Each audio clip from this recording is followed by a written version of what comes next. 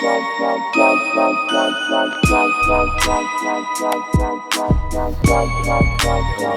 what's up, PV fam? So, this is going to be a vlog about Party Bus again, because that's one of my businesses that I run. So, I've had a few bookings this week, but the booking that I had a few weeks ago when I had the prom goers on here, I realized that the rear AC unit has gone out. Now, I didn't really notice it until it started getting really hot outside again.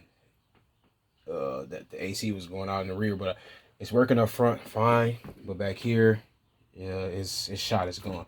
So what I did was I took it to some technicians, took it to a shop that's known around here where I'm from, and they basically dragged their feet on it. For one, you know, they never really gave me any type of feedback as far as, well, they did give me feedback, but they didn't give it to me in a good amount of time. They were dragging their feet, and I told them I was pressed for time because I had bookings towards the end of the week. So I ended up going to pick it up for them once they gave me an estimate on how much the part would be. They never actually gave me an estimate on the work, and this is in part because of how long that the part would be. So the rear AC ended up needing a condenser coil part, and the part ended up coming up to like $1,092 for just the part, not including labor. So I'm assuming that they're going to charge at least $1,000 to $1,500 for labor, because they charged me $300 to diagnose it. So I know it was going to be outrageous. So coming up towards $3,000 to get the rear AC unit fixed, I just couldn't do that. And on top of that, well, actually I was trying to do that, but on top of that, they said it would take 10 weeks for the part to get in. 10 weeks means the summer's over. That's the end of July. I'm not about to wait that long for no part. There's going to be bookings throughout the summer. So what I did was I came up with a solution, and I am going to install a rooftop RV AC, which is going to go right here. So that's speeding fast forward to today. This is my template right here. I did this myself. This particular unit is a Furrion 14.5 BT unit. That's 14,500 BTUs. I made this template myself. I made this 14.25 all the way around. This is where I'm going to cut at. Gotta reinforce it, and basically the unit goes right on top here, and it should drop right down in there and wire it. Of course, I'm going to try to fish the wire through this side over here. I'm trying to figure out how I can keep my lights up, because I had a light situation up here, but trying to figure out how I can keep these lights up here and fish the wire down the wall right here and run it through the back. I'm going to run it off my power inverter and my deep cycle batteries, which it should pull it. I should be good power wise, but let's see. So just follow me on this journey again from a party bus. Hey, that's part of business, man. Things are going to happen. You just got to be built for it. You have to be built for it. You got to be resilient. You got to keep trucking for it. So today I got to get this done because I have bookings for it on Thursday for graduation parties. I got all kind of bookings coming up for graduation parties, and I have a wedding on Saturday, and it's going to be 80 degrees. They're going to need air. The windows open. It was fine. I had one yesterday. We went to Michigan. Windows open. It was all good. I had like 15 people on here. It was good. Perfect weather. But when those 80 degrees days come, you're going to need AC in the rear, and the one up front just doesn't pull enough back here. So yeah, I'll be back with you guys. Try to vlog as much as I can of me cutting out the hole and just dropping it on there. So I'll be back soon.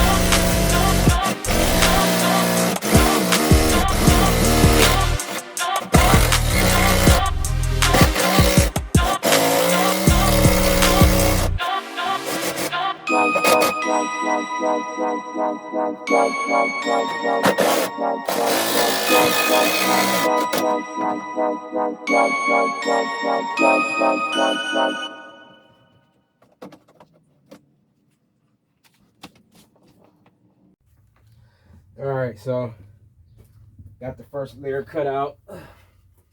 There was a support beam. There's a beam going up the center of it. I always wondered, I'm sure I knew that from when I put the dancing pole in, but now I know. So once I cut this all the way out, definitely gonna have to structure it out so that way this heavy 100-pound AC unit doesn't cave in the roof. So next layer of fiberglass is up next, but what I'm going to do is I'm going to try to get the holes as deep as I can through the roof, so that way I can go on the outside and cut in there a little easier. Then just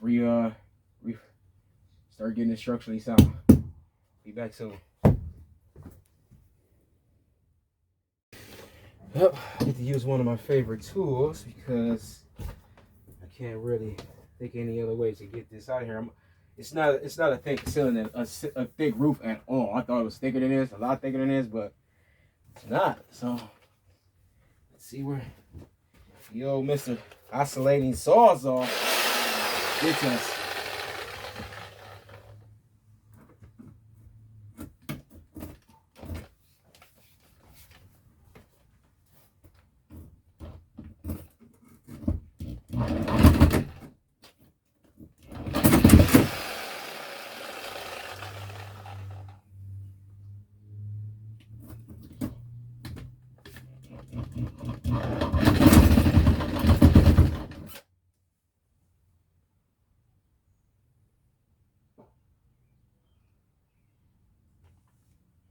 Gonna have to go up. Gotta go up to the roof. Be back. Alright, so we're out here on the roof of the party bus. Oh, sorry about that. Give me a few minutes to stand up here, buddy. So I'm gonna have to see the holes that I pre-piloted. They came through here. 1, 2, 3, 4. But now I gotta make sure I slice the line. But again, going back to my template, I'm gonna set this bad boy like this right across the holes. I'm gonna make lines. Take the Sharpie, make the lines. Once I start cutting here, it should go right through. Piece should drop down. Should be ready to reinforce it. Let's go.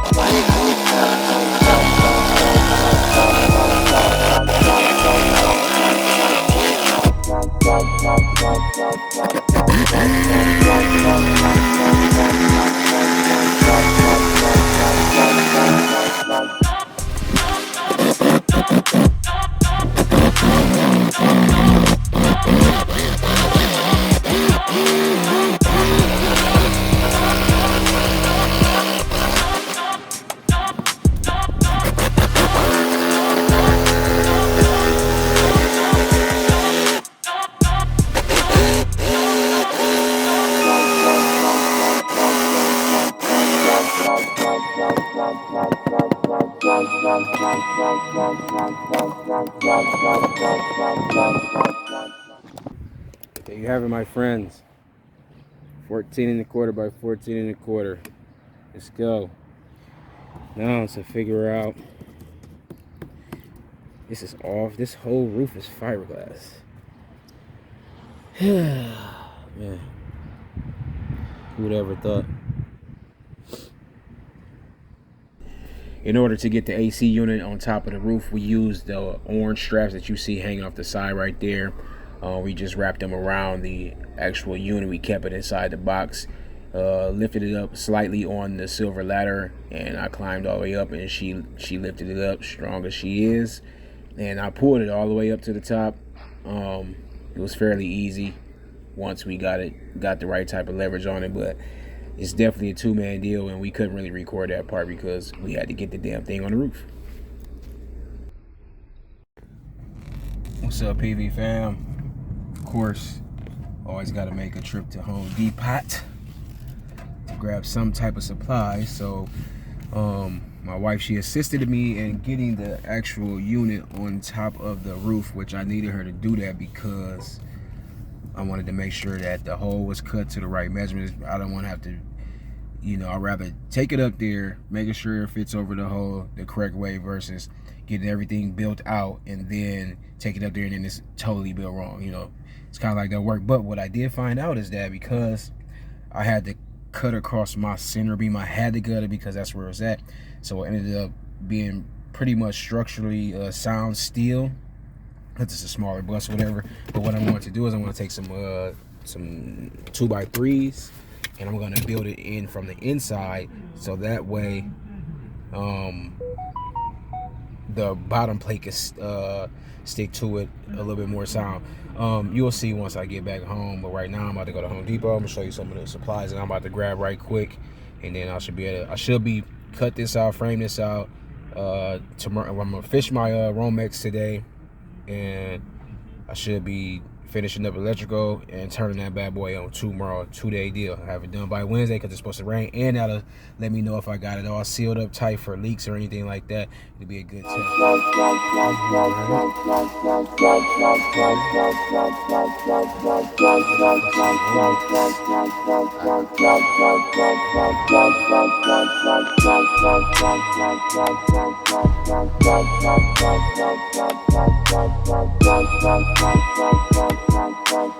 All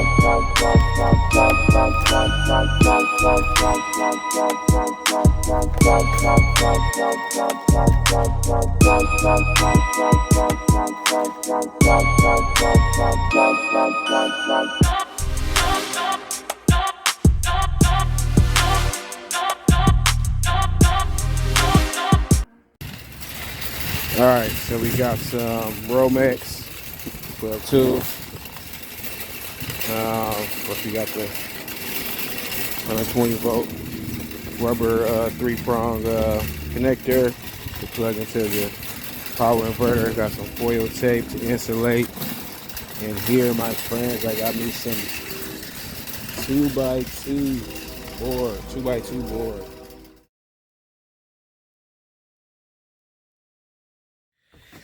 All right, so we're gonna fish this wire first before I build it out, but you probably can't see in there, but it's gonna go back there. Let me see if I can get some light in there.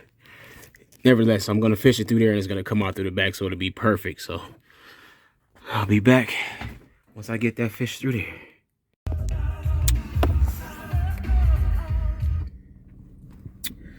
Yo, yo, yo.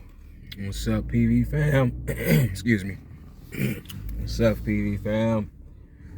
So this is day 2 of the RV AC rooftop install. Getting ready to head over to the bus now to continue to tighten some things up that I needed to tighten up. First thing I'm gonna do is make sure I got the wires ran correctly for it to be plugged up to the inverter and not to be blocking out anything. I think I may have run into a small issue after rewatching the video from yesterday. I may have not have ran it correctly, so I'm gonna check that out, make sure that's ran right, and then once I do that, I'm going to put the foil tape in, or aluminum tape, whatever you want to call it, for the installation. And once I do that, cut the hole for where the wire is actually running through, wire it into the power box, then go in the back, make sure I wire it to the plug, and after that, tighten everything down, and I should be ready to plug it up. Make sure it all works, make sure everything's blowing cold before I plug it into the inverter to make sure I got the correct power source while everything is running, and I should be good to go. Today should be the day that everything should be done. Tomorrow we're supposed to get a little bit of rain, so that'll make sure I get all the leaks. Make sure no, tomorrow it's supposed to rain, so that I will find out if there's any leaks or anything like that, but there shouldn't be any leaks because the seal should be sealed tight.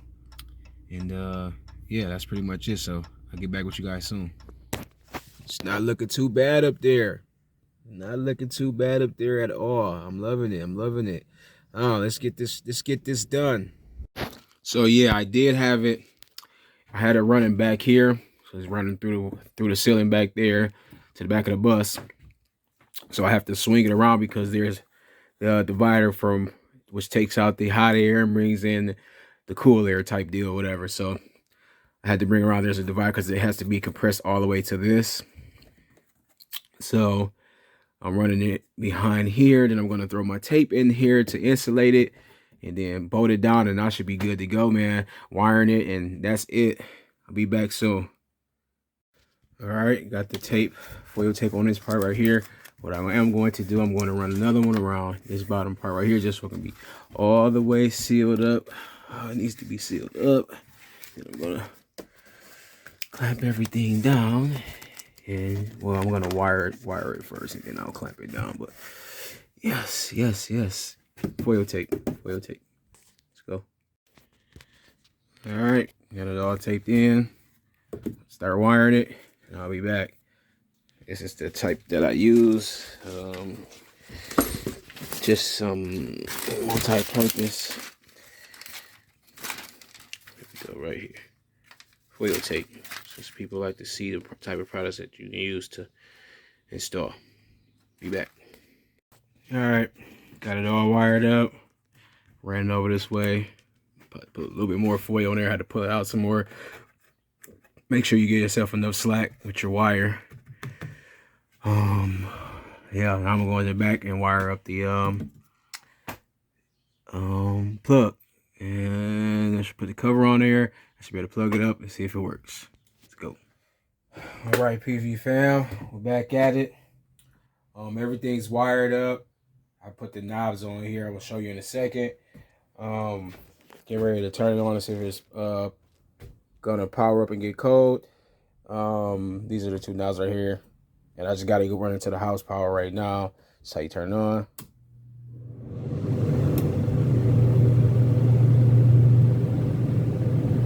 Definitely pulls. Oh yeah. Oh yeah. Oh yeah. Oh yeah. Oh yeah. Yes. There's air again. Woo! Yes, yes, yes, yes, yes. 2 thumbs up. It's blowing nice and cold too. Nice and icy. Peace.